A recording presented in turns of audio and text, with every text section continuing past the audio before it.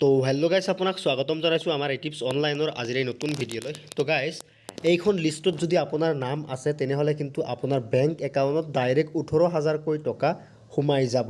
চ' এইখন লিষ্টত আপোনাৰ নাম আছেনে নাই, এইখন কিহৰ লিষ্ট হয়, আপুনি কেনেকৈ চেক কৰিব, এই লিষ্টত নাম থাকিলে আপুনি কিহৰ বাবে টকা পাব, সবিশেষ দেখুৱাবলৈ গৈ আছোঁ এইটো ভিডিঅ'ৰ জৰিয়তে। চ' পলম নকৰি ভিডিঅ'টো আৰম্ভ কৰোঁ। আপুনি যদি এতিয়াও আমাৰ চেনেলটো ছাবস্ক্ৰাইব কৰা নাই, চেনেলটো ছাবস্ক্ৰাইব কৰি দি কাষত থকা বেল আইকনটো বজাই দিয়ক। এইখন হৈছে চৰকাৰী টয়লেট বা চৰকাৰী লেট্ৰিনৰ লিষ্ট। এই লিষ্টত যদি নাম থাকে আপুনি লেট্ৰিন বনাবৰ কাৰণে বা টয়লেট বনাবৰ কাৰণে 18,000 কৰি টকা ডাইৰেক্ট বেংক একাউণ্টত পাই যাব। চ' ইয়াতে কিন্তু চাব পাৰিছে, ইয়াতে নাম আছে, ইয়াতে গাঁৱৰ নাম আছে, তাৰপিছত ফাদাৰ নেম আছে, মোবাইল নম্বৰটো দিয়া আছে, ইয়াতে একাউণ্ট নম্বৰ দিয়া আছে, তাৰপিছত ইয়াতে পেণ্ডিং হৈ আছে কিছুমান আৰু কিছুমান পেণ্ডিং হোৱা নাই।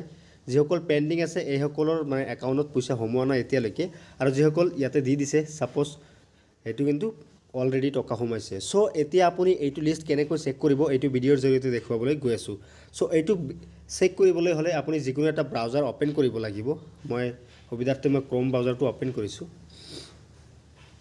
চ' মই নতুন এটা টেব লৈ লৈছোঁ।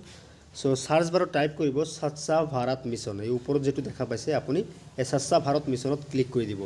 আপুনি যেতিয়া এইটো অপশ্যনত ক্লিক কৰি দিব, এইটো অপশ্যনত ক্লিক কৰি দিয়াৰ পাছত আপোনাৰ সন্মুখত ফাৰ্ষ্ট টাইমতে এটা লিংক আহিছে, আপুনি কিন্তু দেখা পাইছে স্বচ্ছ ভাৰত মিছন গ্ৰামীণ।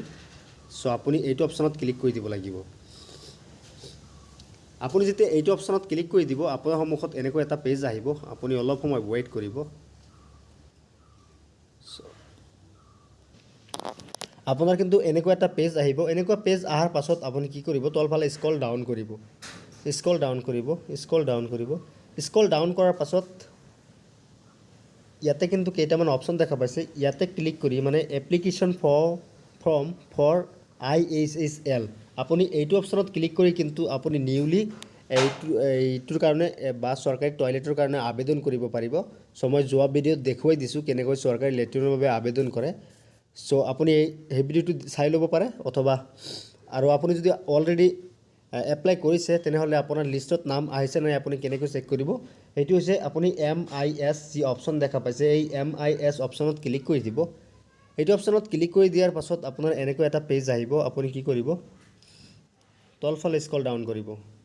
তলফালে স্ক্ৰল ডাউন কৰাৰ পাছত আপুনি ইয়াতে দেখা পাইছে MR70A summary of application receive for IHSL from citizen. So' আপুনি এইটো অপশ্যনত ক্লিক কৰি দিব।